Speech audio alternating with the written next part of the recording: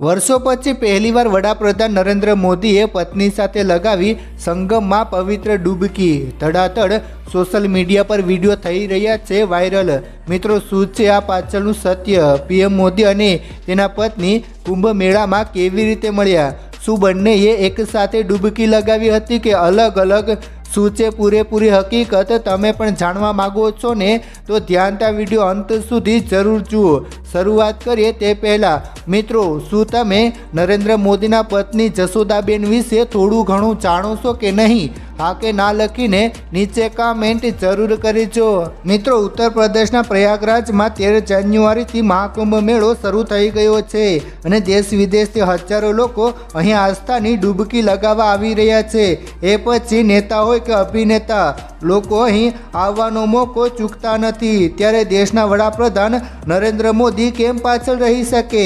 જ્યાં મિત્રો, ઇન્ટરનેટ પર ઉપલબ્ધ માહિતી પ્રમાણે જાણવા મળી રહ્યું છે કે પતિ પત્ની બંનેએ એક સાથે અહીં ડૂબકી લગાવી હતી। મિત્રો, સૌપ્રથમ અમે તમને નરેન્દ્ર મોદીના પત્ની વિશે થોડી માહિતી આપીશું। મિત્રો, ભારતના વર્તમાન વડાપ્રધાન નરેન્દ્ર મોદીના પત્નીનું નામ જશોદાબેન મોદી છે।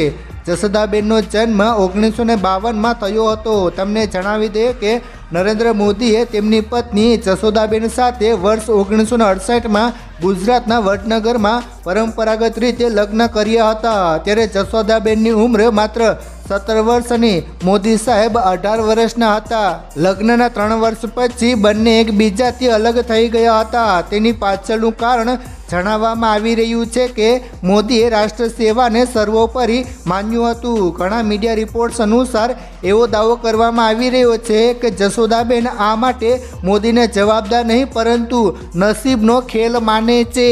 હવે ચાલો મિત્રો, આપણે વાત કરીએ કે કુંભ મેળામાં નરેન્દ્ર મોદીએ પહોંચીને શું કર્યું। મિત્રો, આજે વડાપ્રધાન નરેન્દ્ર મોદીએ પ્રયાગરાજમાં કુંભ મેળામાં પહોંચીને પવિત્ર ડૂબકી લગાવી હતી। પીએમ મોદીએ માઘ માસની અષ્ટમી તિથિએ સવારે સંગમમાં પવિત્ર ડૂબકી લગાવી હતી। મુખ્યમંત્રી યોગી આદિત્યનાથ પણ તેમની સાથે હાજર હતા। પંડિતોના પવિત્ર શ્લોકો વચ્ચે તેઓએ સંગમમાં ગંગા પૂજા કરવાની સાથે ડૂબકી લગાવી હતી। મિત્રો, વડાપ્રધાન નરેન્દ્ર મોદીએ પ્રયાગરાજના ત્રિવેણી સંગમમાં પવિત્ર ડૂબકી લગાવી હતી। આ પ્રસંગે વડાપ્રધાન નરેન્દ્ર મોદીએ ભગવા રંગના કપડાં પહેરેલા હતા।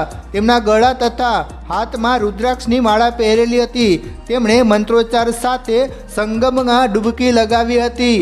આ દરમિયાન તેઓ અખાડા, આચાર્યવાડા, દાંતીવાડા અને ખાકચોકના પ્રતિનિધિઓને પણ મળ્યા હતા। નોંધનીય છે કે વડાપ્રધાન નરેન્દ્ર મોદી ફેબ્રુઆરીમાં 2019માં પણ કુંભ મેળામાં આવ્યા હતા। આ દરમિયાન તેમણે ગંગામાં સ્નાન કર્યું હતું અને ગંગા પંડાલમાં સફાઈ કામદારોના પગ પણ ધોયા હતા અને સામાજિક સંદેશ પણ આપ્યો હતો।